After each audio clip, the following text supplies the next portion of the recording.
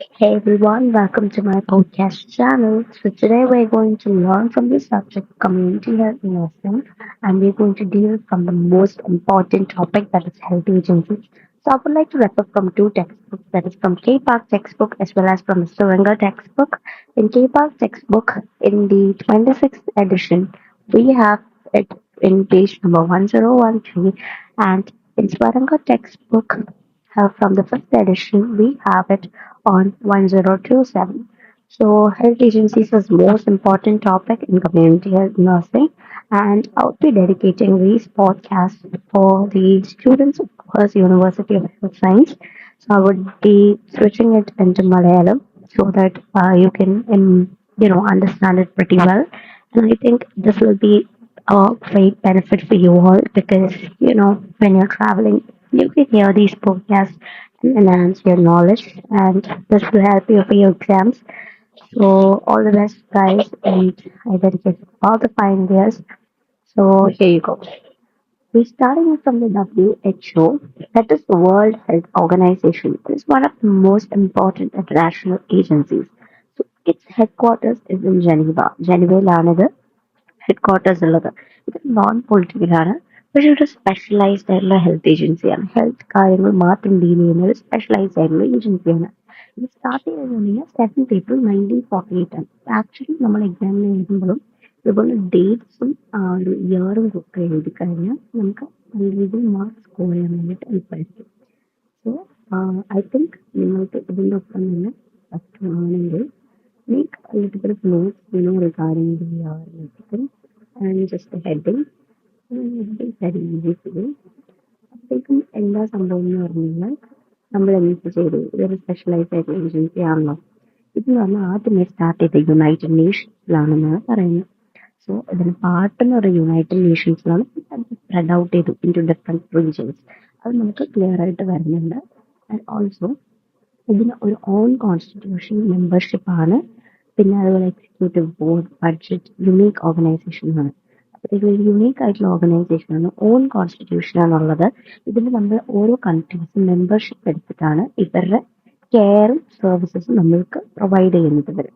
അതുപോലെ തന്നെ എക്സിക്യൂട്ടീവ് ബോർഡാണ്, പിന്നെ നല്ലൊരു ബഡ്ജറ്റും അവർ കൃഷി ചെയ്യുന്നുണ്ട്. ഒബ്ജക്റ്റീവ്സ് വരുമ്പോഴത്തേക്കും മെയിൻ ആയിട്ടുള്ള ഒബ്ജക്റ്റീവ് എന്ന് പറയുന്നത്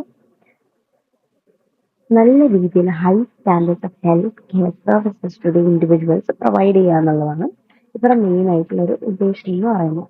അതായത് പ്രോപ്പർ ആയിട്ട് physical health as well as social health, mental health and good wellbeing ഒക്കെ മെയിൻറ്റെയിൻ ചെയ്യാൻ വേണ്ടിയിട്ടും ഡിസീസസ് ഒക്കെ പ്രിവെന്റ് ചെയ്യാൻ വേണ്ടിയിട്ടും കൂടിയുള്ളതാണ്. അതുപോലെ തന്നെ നല്ല രീതിയിൽ ഹെൽത്ത് പ്രൊമോട്ട് ചെയ്യും.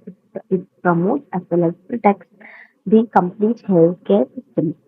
പിന്നെ അതുപോലെ തന്നെ വരുന്നതെന്ന് പറഞ്ഞു കഴിഞ്ഞാൽ ഇതിലെ മെമ്പർഷിപ്പിന്റെ കാര്യമാണ് വരുന്നത്. മെമ്പർഷിപ്പിന്റെ കാര്യം വരുമ്പോഴത്തേക്കും any country can be A part of the world Health organisation. നമുക്ക് ആർക്ക് ഏതൊരു കൺട്രിക്ക് വേണമെങ്കിലും വേൾഡ് ഹെൽത്ത് ഓർഗനൈസേഷൻ മെമ്പർ ആവാം. ലൈക്ക് നമ്മളും ഓർഗനൈസേഷന്റെ ഒരു മെമ്പറാണ്. V Indians are also members of the organisation. നമ്മുടെ വരുന്നതെന്ന് പറഞ്ഞു കഴിഞ്ഞാൽ ഏകദേശം സൗത്ത് ഈസ്റ്റ് ഏഷ്യയിലാണ് നമ്മുടെ ഓർഗനൈസേഷന്റെ സെറ്റപ്പ് വരുന്നത്. സോ ഇതൊരു യൂണിവേഴ്സൽ ഹെൽത്ത് കവറേജ് സിസ്റ്റം ആയതുകൊണ്ട് തന്നെ കംപ്ലീറ്റ്ലി ഒരു വേൾഡിലെ മുക്കാൽ ഭാഗത്തോളം ആൾക്കാരിൽ ലൈക്ക് ഇതിനകത്ത് തന്നെ ഇൻവോൾവ് ചെയ്യാനാണ് അവർ എപ്പോഴും ശ്രമിച്ചിട്ടുള്ളത്. ഇനി മെമ്പർഷിപ്പിന്റെ കാര്യം വരുമ്പോഴത്തേക്കും എന്താണ്, കുറച്ച് ബഡ്ജറ്റ് അവർ കീപ്പ് ചെയ്തിട്ടുണ്ട്. ആ ബഡ്ജറ്റിനുള്ളിൽ കൺട്രീസ് പ്രൊവൈഡ് ചെയ്യും. അവർക്ക് ബഡ്ജറ്റ് പ്രൊവൈഡ് ചെയ്യുന്നു, എന്നിട്ട് അവർ കെയർ എടുക്കുന്നു. നമ്മളുടെ സ്റ്റാർട്ടിങ്ങിൽ 48ന്റെ സമയത്ത് 56ഓളം countries became a part of World Health Organization. അതിനുശേഷം 194 മെമ്പേഴ്സ് ആണ് പിന്നെ 2015 വന്നിരിക്കുന്നത്. ഇപ്പൊ അതിലും കൂടുതൽ ഉണ്ടാവുമായിരിക്കുമല്ലോ. ഇനി വരുന്നതെന്ന് പറഞ്ഞാൽ ഓർഗനൈസേഷന്റെ 3 വിങ്സിന്റെ കാര്യമാണ് നമ്മൾ പറയുന്നത്. 3 വിങ്സിന്റെ കാര്യം വരുമ്പോഴത്തേക്കും 3 കാര്യങ്ങളാണുള്ളത്. That is the World Health Assembly, executive board and secretariat. എന്തൊക്കെയാ നോക്കാം. വേൾഡ് ഹെൽത്ത് അസംബ്ലി എന്ന് പറയുമ്പോഴത്തേക്കും ഹയസ്റ്റ് അഡ്മിനിസ്ട്രേറ്റീവ് ആയിട്ടുള്ള വിങ് ആണ്. പിന്നെ ഹെൽത്ത് പാർലമെന്റിന്റെ കാര്യവുമാണ്. അതുപോലെ തന്നെ എന്താണ്, ഹെൽത്ത് പാർലമെന്റിന്റെ ഒരു അംഗവും കൂടിയാണ്. ഇതിന്റെ മെയിൻ ഫംഗ്ഷൻ എന്ന് പറഞ്ഞു കഴിഞ്ഞാൽ formulation of international health policies and programmes ആണ്. പിന്നെ പ്രീവിയസ് ഇയേഴ്സ് ആക്ടിവിറ്റീസ് ഒക്കെ നമ്മൾ റിവ്യൂ ചെയ്യുന്നു. അതുപോലെ തന്നെ സാങ്ഷൻ ചെയ്യുന്നു ബഡ്ജറ്റ്. പ്രോഗ്രാംസ് ഒക്കെ ക്യാരി ഔട്ട് ചെയ്യുന്നു. പ്രീവിയസ് ആയിട്ടുള്ള ഇയേഴ്സിന്റെ ആക്ടിവിറ്റീസ് എല്ലാം നമ്മൾ റിവ്യൂ ചെയ്യുന്നു. പിന്നെ അതുപോലെ തന്നെ ബഡ്ജറ്റ് നമ്മൾ ക്രിയേറ്റ് ചെയ്യുന്നു. പിന്നെ ഇതെന്ന് പറഞ്ഞാൽ കുറെ നാളായിട്ട് നമ്മൾ എന്ത് ചെയ്യുന്നുണ്ട്, ഹെൽഡ് ചെയ്തിട്ടുള്ള ഒരു കാര്യമാണെന്നാണ് പറയുന്നത്. പിന്നെ എക്സിക്യൂട്ടീവ് ബോർഡിന്റെ കാര്യം പറയുമ്പോഴത്തേക്കും 34 മെമ്പേഴ്സ് ഉണ്ട് ഈ ഒരു ബോർഡിൽ എന്ന് പറഞ്ഞു കഴിഞ്ഞാൽ. There are 34 members and this strengthens the decisions as well as the policies passed and approved by the World Health Assembly. അപ്പൊ ഇത് സ്ട്രെങ്ത് ചെയ്യുന്നു, അതുപോലെ തന്നെ എന്ത് ചെയ്യുന്നു, പോളിസീസ് ഒക്കെ പാസ് ചെയ്യുന്നു എന്നാണ് പറയുന്നത്. അതുപോലെ തന്നെ ഈ ബോർഡ് എന്ന് പറയുമ്പോഴത്തേക്കും എന്തൊക്കെയാ ക്യാരി ഔട്ട് ചെയ്യുന്നത്, എർത്ത് എപ്പിഡമിക്സ്, അതുപോലെ തന്നെ നമ്മുടെ ഈ മാരകമായ ഡിസാസ്റ്റേഴ്സിന്റെ കാര്യമൊക്കെ അവരെന്ത് ചെയ്യുന്നു, മീറ്റപ്പ് ചെയ്യുന്നു. അവരറിഞ്ഞിട്ട് അവർ എല്ലാ കൺട്രീസിനും പ്രൊവൈഡ് ചെയ്യുന്ന ഇൻഫർമേഷൻസ്. പിന്നെ ഇവര് ടോട്ടലി ഒരു മീറ്റിംഗ് ക്രിയേറ്റ് ചെയ്യുന്നു, ലൈക് 34 മെമ്പേഴ്സിന് വേണ്ടി. എന്താ, 5 ഇയർ, 5 ഇയർ ആണ് അവർ ക്യാരി ഔട്ട് ചെയ്യുന്നത്. സെക്രട്ടേറിയറ്റിൽ വരുമ്പോഴത്തേക്കും works under the director general ആണ്. Who is the chief technical adviser and executive of the organization. Director general ആണ് ഇതെല്ലാം ക്യാരി ഔട്ട് ചെയ്യുന്നത്. പുള്ളിക്ക് 2 സ്ഥാനമാണ് കൊടുത്തിരിക്കുന്നത്, അഡ്വൈസറും ആണ് അതുപോലെ തന്നെ എക്സിക്യൂട്ടീവും ആണ് ആ ഒരു ഓർഗനൈസേഷനിൽ. പിന്നെ സെക്രട്ടേറിയറ്റ് എന്നുണ്ടെങ്കിൽ available technical as well as managerial help ഒക്കെ എടുക്കുന്നു. ഓരോ കൺട്രീസുമായിട്ട് എന്തോ കാൽക്കുലേറ്റ് ചെയ്ത് അവരുടെ കണ്ടീഷൻസ് എല്ലാം അണ്ടർസ്റ്റാൻഡ് ചെയ്ത് പ്രോപ്പറായിട്ട് റിവ്യൂ ചെയ്ത് കൊടുക്കാൻ വേണ്ടിയിട്ട് ഹെൽപ്പ് ചെയ്യുന്നു. അതുപോലെ തന്നെ ഈ സെക്രട്ടേറിയറ്റിന്റെ ബോർഡിൽ വരുമ്പോഴത്തേക്കും ഇതിന്റെ സ്റ്റാഫ്സ് എന്ന് പറയുന്നത് 5,000 സ്റ്റാഫ്സ് ഇൻവോൾവ്. അതുപോലെ തന്നെ 14 ഡിപ്പാർട്ട്മെന്റ്സ് ഉണ്ട്. 14 ഡിപ്പാർട്ട്മെന്റ്സ് അതിൽ എന്തൊക്കെയാണ് ഇൻക്ലൂഡഡ്? സർവേ ഉണ്ട്, communicable disease, health, education, environment, budget, finance etcetera. ഇതെല്ലാം ഹാൻഡിൽ ഔട്ട് ചെയ്യും. ഇനി റീജിയണൽ ഓർഗനൈസേഷൻ ഞാൻ പറഞ്ഞു കുറെ സ്ഥലത്ത് സ്പ്രെഡ് ഔട്ട് ചെയ്തിട്ടുണ്ട്. ഫസ്റ്റ് സ്ഥലം എന്ന് പറയുന്നത് സൗത്ത് ഈസ്റ്റ് ഏഷ്യയാണ്. സെക്കൻഡ് സ്ഥലം എന്ന് പറഞ്ഞാൽ ആഫ്രിക്കയാണ്. തേർഡ് സ്ഥലം അമേരിക്കയാണ്. ഫോർത്ത് സ്ഥലം യൂറോപ്പാണ്. വെസ്റ്റേൺ പസഫിക് ആണ് ഫിഫ്ത്ത്, ആൻഡ് ഈസ്റ്റേൺ മെഡിറ്ററേനിയൻ. അപ്പൊ എന്തൊക്കെയാണ്? സൗത്ത് ഈസ്റ്റ് ഏഷ്യ, ഓക്കെ, അതിന്റെ അണ്ടറിലാണ് ഇന്ത്യ വരുന്നത് കേട്ടോ. പിന്നെ ആഫ്രിക്ക ഉണ്ട്, അമേരിക്ക ഉണ്ട്, അത് കഴിഞ്ഞ് യൂറോപ്പ് ഉണ്ട്, പിന്നെ വെസ്റ്റ് പസഫിക് ഉണ്ട്, അതുപോലെ തന്നെ ഈസ്റ്റേൺ മെഡിറ്ററേനിയൻ ഉണ്ട്. Western Pacific and eastern Mediterranean. South east Asia, Africa, America, Europe, western Pacific, eastern Mediterranean. അപ്പൊ ഇത്തരം കാര്യങ്ങളാണ് ഉള്ളത്. ഇനി എന്ന് പറഞ്ഞാൽ ഈ ഹെഡ് ക്വാർട്ടേഴ്സിന്റെ കാര്യം വരുമ്പോഴത്തേക്കും ന്യൂഡൽഹിയിലാണ് നമ്മുടെ ഈ സൗത്ത് ഈസ്റ്റ് ഏഷ്യന്റെ ഇത് വരുമ്പോഴത്തേക്കും ഇന്ത്യ ഒരു മെമ്പർ ആണല്ലോ. അപ്പൊ ന്യൂഡൽഹിയിലാണ് അതിന്റെ ഹെഡ് ക്വാർട്ടേഴ്സ് ക്യാരി ഔട്ട് ചെയ്യുന്നത്.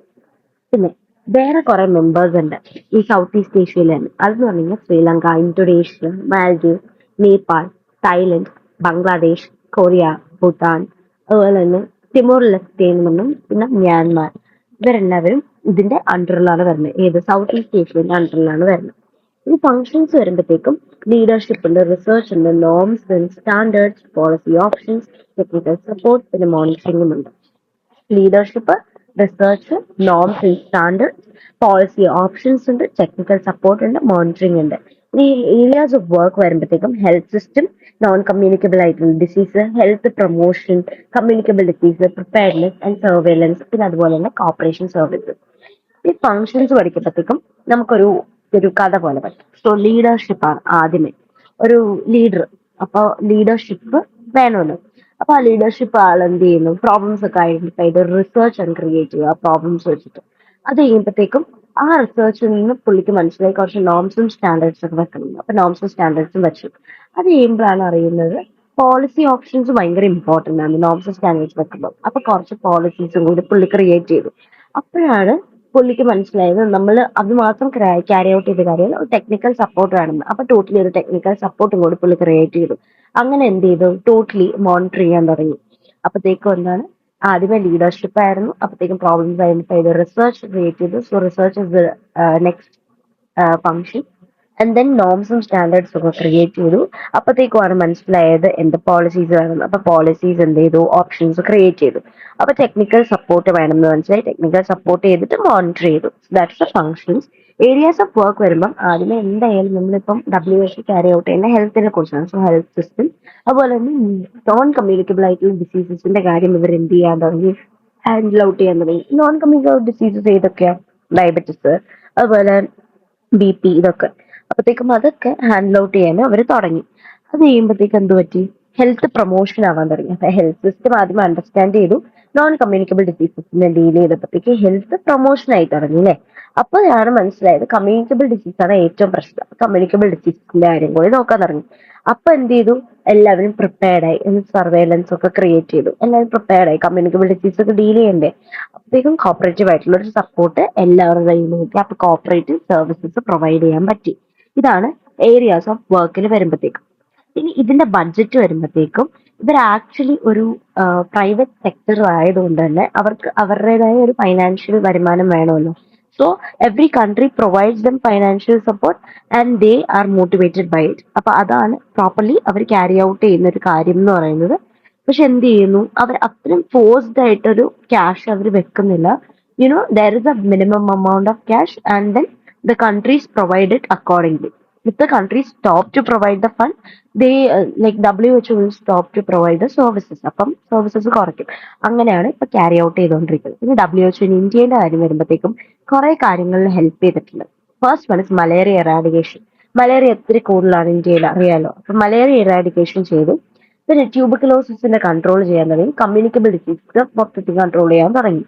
മാനുഫാക്ചറിങ് വാക്സിൻസ്, ലബോറട്ടറി സർവീസസ് കൂടുതലായിട്ട് പ്രൊവൈഡ് ചെയ്യുന്ന കാര്യത്തിൽ, പിന്നെ പബ്ലിക് ഹെൽത്ത് അഡ്മിനിസ്ട്രേഷന്റെ കാര്യത്തിൽ, റീപ്രൊഡക്റ്റീവ് ആൻഡ് ചൈൽഡ് ഹെൽത്തിന്റെ കാര്യത്തിൽ, ഡെന്റൽ ഹെൽത്തിന്റെ കാര്യത്തിൽ, മെഡിക്കൽ റീഹാബിലിറ്റേഷൻ, പിന്നെ control of drugs, quality control, അതുപോലെ തന്നെ COVID-19 പാൻഡമിക്. COVID-19 മാത്രമല്ല, നമുക്ക് നിപ്പ വന്നപ്പോഴും ഇതുപോലെ പ്രോപ്പർ ആയിട്ട് അവർ ക്യാരി ഔട്ട് ചെയ്തായിരുന്നു കാര്യങ്ങൾ. ലൈക്ക് WHO ആണ് നമ്മൾ ഏറ്റവും അധികം ഹെൽപ്പ് ചെയ്തത്. വാക്സിൻസ് ഒക്കെ ഐഡന്റിഫൈ ചെയ്യാനും വാക്സിൻസ് എക്സ്പോർട്ട് ചെയ്യാനും അതുപോലെ തന്നെ നമ്മുടെ ടെസ്റ്റ് പാക്കേജസ് ഒക്കെ പ്രൊവൈഡ് ചെയ്യാനും ഒക്കെ ഹെൽപ്പ് ചെയ്തതാണ്. പിന്നെ അതുപോലെ medical and nursing educations provide ചെയ്യാൻ WHO തുടങ്ങി. അപ്പൊ ദാറ്റ്സ് ഓൾ ഫോർ WHO ആയിട്ട് കഴിഞ്ഞു. നൗ നെക്സ്റ്റ് എപ്പിസോഡിൽ വരുമ്പോഴത്തേക്കും wheel deal with UNICEF. Okay then.